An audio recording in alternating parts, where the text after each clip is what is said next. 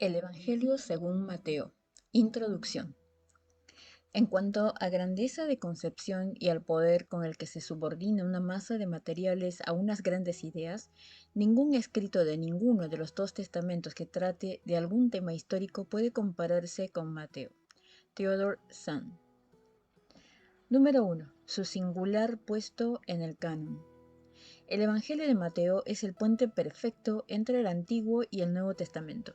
Sus mismas primeras palabras nos conducen al antecesor del pueblo de Dios del Antiguo Testamento, a Abraham y al primer gran rey de Israel, David. Por su énfasis, su fuerte sabor judaico, sus muchas citas de las escrituras hebreas y su posición encabezando los libros del Nuevo Testamento, Mateo es el lugar lógico donde comenzar el mensaje cristiano al mundo. Mateo ha mantenido durante largo tiempo su primera posición en el orden de los 4 evangelios. Esto se debe a que hasta épocas muy recientes se creía de manera universal que había sido el primer evangelio escrito. Además, el estilo claro y ordenado de Mateo es muy apropiado para la lectura congregacional. Por ello, vino a ser el evangelio más popular, compitiendo a veces por esta posición con Juan. No es necesario para ser ortodoxo creer que Mateo fuese el primer evangelio escrito. Sin embargo, los más antiguos cristianos eran casi todos de procedencia judía y había muchos miles de ellos, y parece bastante lógico que se proveyera para las necesidades de los primeros cristianos primero. Número 2. Paternidad. La evidencia externa es antigua y universal en el sentido de que Mateo, el publicano también llamado Leví, escribió el primer evangelio, debido a que no era un miembro destacado del grupo apostólico. Sería extraño que se le atribuyese el primer evangelio si en realidad no hubiese tenido que ver nada con él. Además del antiguo documento conocido como la Didaché o enseñanza de los 12 apóstoles, Justino Mártir, Dionisio de Corinto, Teófilo de Antioquía y Atenágoras de Atenas citan el Evangelio como auténtico. Eusebio, el historiador de la Iglesia, cita a Papías como diciendo que Mateo redactó los logia en lengua hebrea y todos los interpretaban tal como podían. Ireneo, Panteno y Orígenes concuerdan básicamente con esto. Por hebreo se piensa que se significa el dialecto arameo empleado por los hebreos en tiempos de nuestro Señor, tal como se usa la palabra en el Nuevo Testamento. ¿Pero qué eran los logia?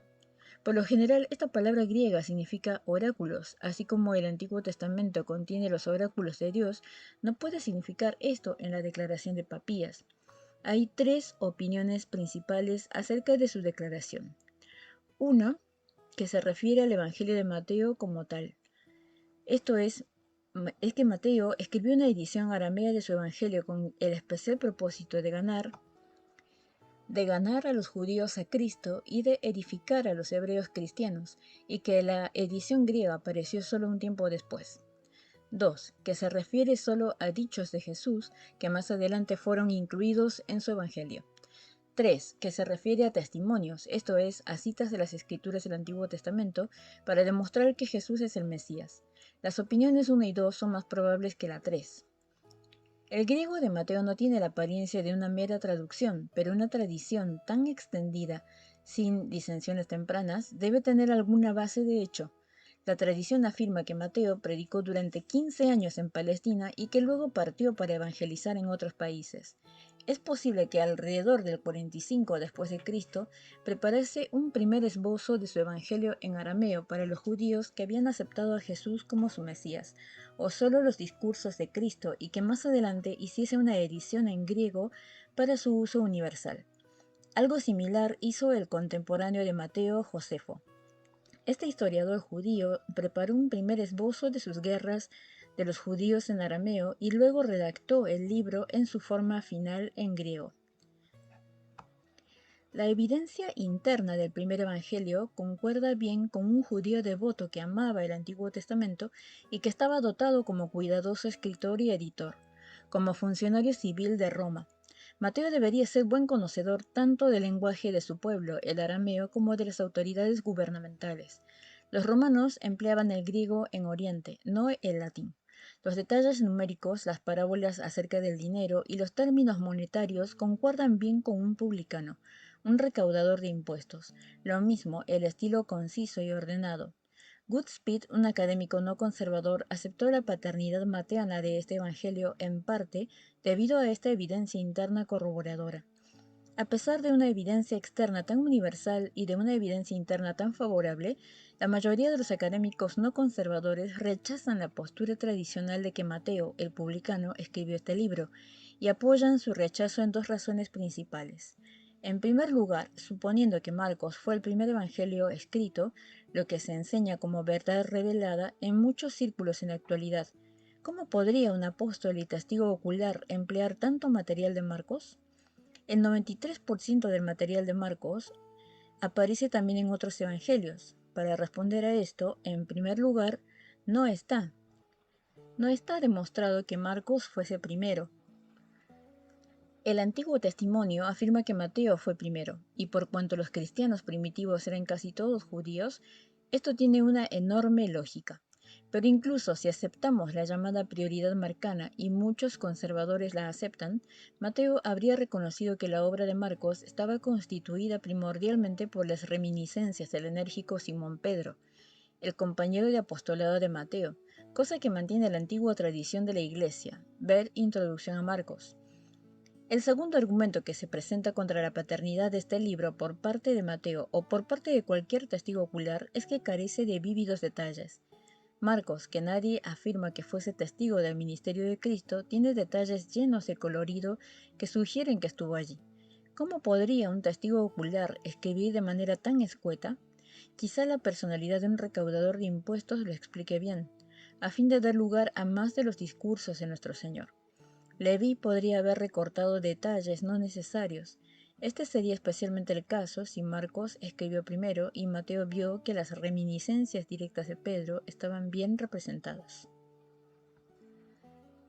Número 3. Fecha. Si la extendida creencia de que Mateo escribió una primera edición aramea de su Evangelio, o al menos de los dichos de Jesús, es genuina, una fecha del 45 después de Cristo, 15 años después de la ascensión, concordaría con la antigua tradición. Podría haber escrito el Evangelio canónico más extenso en griego entre los años 50-55 o incluso más tarde.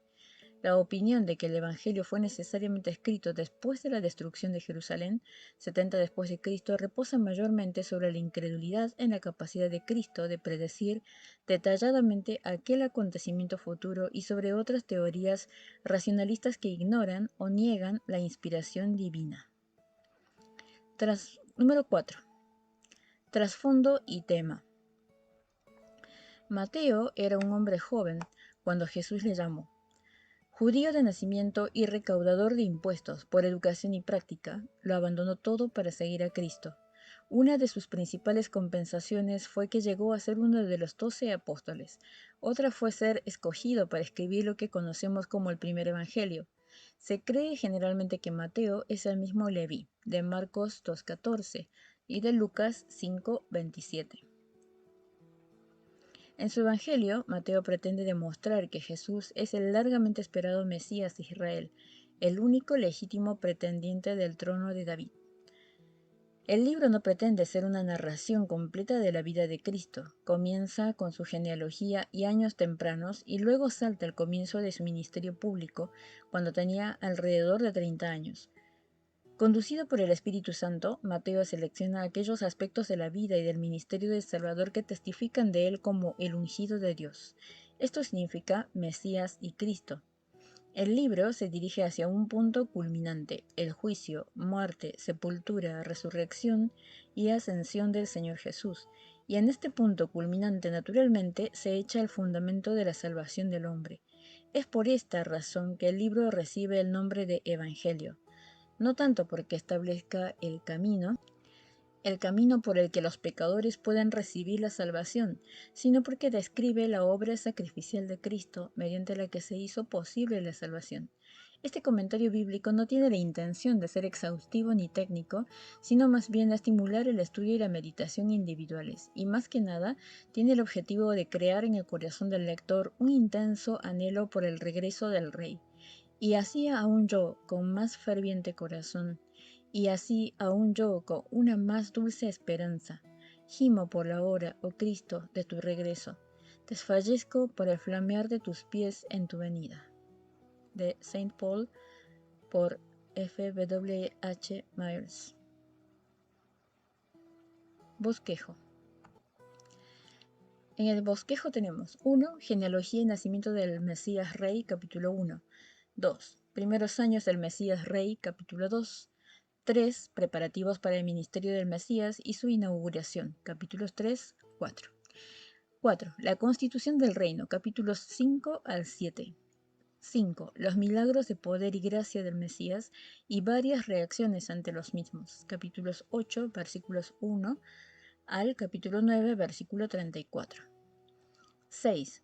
Los apóstoles del Mesías Rey enviados a Israel, capítulos 9, versículo 35 al capítulo 10, versículo 42. 7. Una oposición y rechazo en aumento, capítulos 11 y 12. 8. El rey anuncia una nueva forma provisional del reino debido al rechazo de Israel, capítulo 13. 9. La gracia infatigable del Mesías hace frente a una hostilidad creciente, capítulos 14, versículo 1 al capítulo 16, versículo 12. 10. El rey prepara a sus discípulos, capítulos 16, versículo 13 al 17, versículo 27.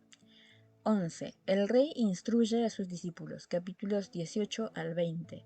12. Presentación y rechazo del rey, capítulos 21 al 23. 13. El discurso del rey en el Olivete, capítulos 24 y 25. 14. La pasión y muerte del rey, capítulos 26 y 27. 15. El triunfo del rey, capítulo 28.